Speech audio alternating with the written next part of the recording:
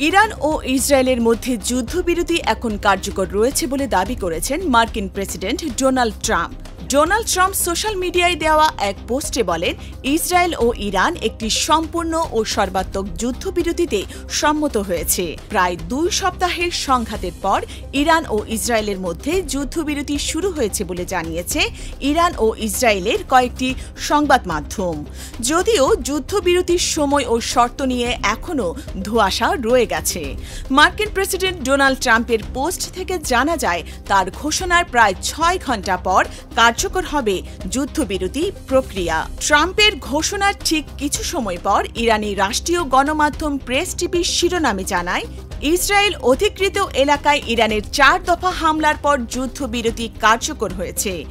ইরানের আধা সরকারি বার্তা সংস্থা তাসনিম নিউজ এজেন্সি তাদের টেলিগ্রাম চ্যানেলের এক লাইনের বার্তায় জানায়, যুদ্ধবিরতি এখন বাস্তবায়নের পর্যায়ে প্রবেশ করেছে।